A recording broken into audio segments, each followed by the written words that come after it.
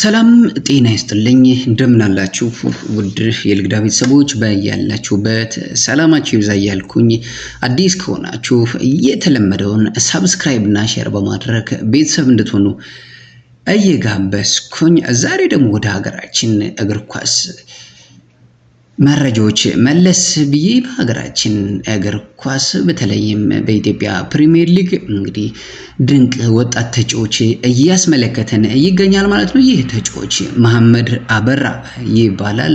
የኢትዮጵያ መድን ተጫዋች ነው ማለት ነው። እንግዲህ ይህ ተጫዋች በሀላባ ከተማ በዛላር ሰፈር ተወልዶ ያደገ እንዲሁም ደግሞ በመከላከያ ታዳጊ ቡድን ተጫውቶ ያሳለፈ ወጣት እና ድንቅ ተጫዋች መሆኑን እያስመለከተን ይገኛል ማለት ነው። እንግዲህ ተጫዋቹ ፍሌክስ እና ጥሩ የሆነ በተደጋጋሚ ከግብ ጠባቂዎች ጋርም በቀላሉ በመገናኘት ጎሎችን ማስቆጠር የሚችል ተጫዋች መሆኑን እየተመለከተን እንገኛለን ማለት ነው። እንግዲህ ለተከላካዮችም ፈታኝ እንደሆነ በአንዳንድ ጨዋታዎች ላይ እየተመለከትን እንገኛለን ማለት ነው። እንግዲህ የኢትዮጵያ መድን አሁን እያደረገ ላለው ግስጋሴ እንግዲህ ጎሎችን በማስቆጠር የራሱን አሻራ እያሳረፈ የሚገኝ ተጫዋች ነው ማለት ነው። እንግዲህ በዘንድሮ በተለይም በ2017 የኢትዮጵያ ፕሪሚየር ሊግ 7 ጎሎችን በማስቆጠርም ኮከብ ግብ አስቆጣሪዎች መካከልም መሰለፍ የቻለ ተጫዋች ነው ማለት ነው። ይህ ተጫዋች ታዳጊና ተስፈኛ ተጫዋች ነው። በዘንድሮ ዓመትም በኢትዮጵያ ብሔራዊ ቡድን የዓለም ዋንጫ ማጣሪያ 5ኛ እና 6ኛ ጨዋታ ከፖለቲካ ባላንጣ ግብጽ እንዲሁም ደግሞ ከአፍሪካ ስፖርት መስራች ከሆነችው ሀገር እንዲሁም ደግሞ ከትንሹ ሀገር ግብጽ ጋር ጅቡቲ ጋር በነበረው ጨዋታ 24 ተጫዋቾች በአሰልጣኝ መሳይ ተፈሪ ጥሪ ሲደረግላቸው እሱም ጥሪ ተደርጎለት ተቀይሮ በመግባት ጨዋታዎችን ማድረግ የቻለ ተጫዋች ነው ማለት ነው። እንግዲህ በፕሪሚየር ሊጉም ዋንጫ ለማንሳት ጥሩ ግስጋሴ እያደረጉ ያሉት ኢትዮጵያ መድኖች ላይ ቁልፍ ተጫዋች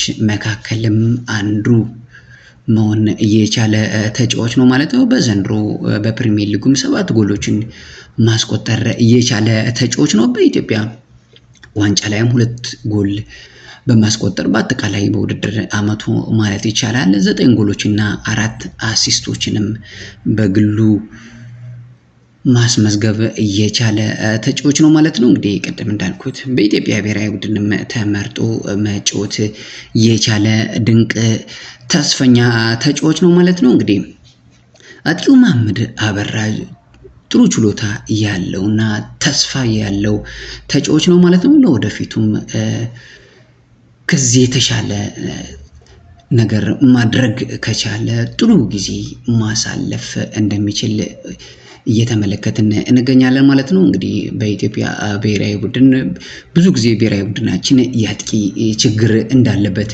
ይታወቃል። እንግዲህ ይህ ራሱን በደንብ ማሻሻል ከቻለ ለብሔራዊ ቡድንም ሆነ እንዲሁም ደግሞ ለሚጫወቱበት ክለብም ጥሩ ጊዜ ማሳለፍ እንደሚችል እያሳየን የሚገኝበትን ሁኔታ እየተመለከትን እንገኛለን ማለት ነው። እንግዲህ ሌላው እንግዲህ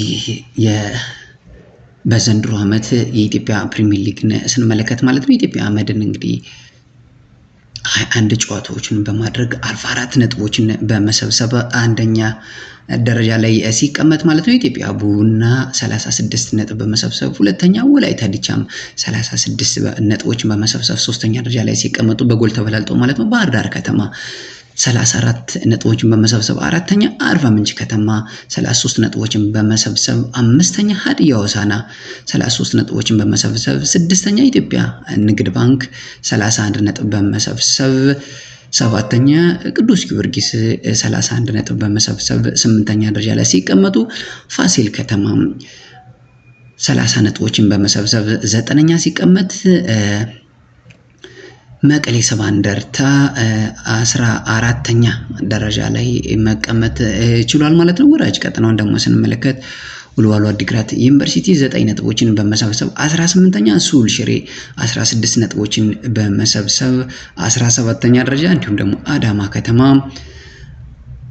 20 ነጥቦችን በመሰብሰብ 16ኛ ደረጃ ላይ የተቀመጡበትን ሁኔታ እንመለከታለን ማለት ነው። እንግዲህ ፕሪሚየር ሊጉ 24ኛ ሳምንት ማለት ነው ዛሬ ወደ ጨዋታ ሲመለስ ፋሲል ከተማ ከቅዱስ ጊዮርጊስ የሳምንቱ ታላቅ ጨዋታ ዛሬ 9 ሰዓት ላይ የሚደረግ ሲሆን ማለት ነው። እንግዲህ ወልዋሎ ዓዲግራት ዩኒቨርሲቲ ከኢትዮጵያ መድን 12 ሰዓት ላይ የሚደረግ ጨዋታ ነው ማለት ነው።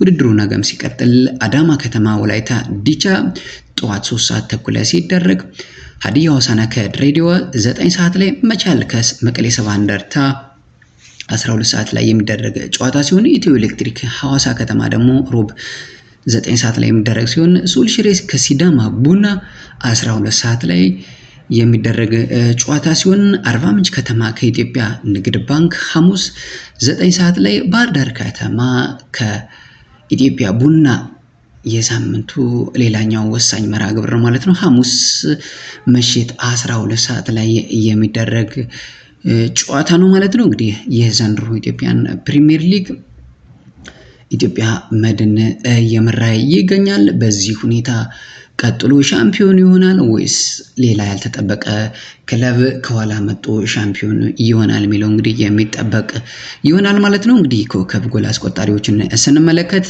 አህመድ ሁሴን አርባ ምንጭ 10 ጎሎችን በማስቆጠር ሲመራ፣ አንተነህ ተፈራ ኢትዮጵያ ቡና 9 ጎሎችን፣ ያሬድ ብርሃኑ መቀሌ 8 እንዲሁም ደግሞ አሊ ሱሊማን ሐዋሳ 8 ኪቲካ ጅማ ንግድ ባንክ 7 ጎሎችን እንዲሁም ደግሞ ጌታነህ ከበደ ፋሲል ከተማ 7 መሐመድ አበራ ኢትዮጵያ መድን 7 ጎሎችን ቻርልስ ሙሴጊ ድሬዳዋ 6 አቤል ሀብታሙ ኢትዮ ኤሌክትሪክ 6 ፍጹም ጥላሁን ቅዱስ ጊዮርጊስ 6 አማኑኤል ሄርቦ ቅዱስ ጊዮርጊስ 6 ሰንታየው መንግስቱ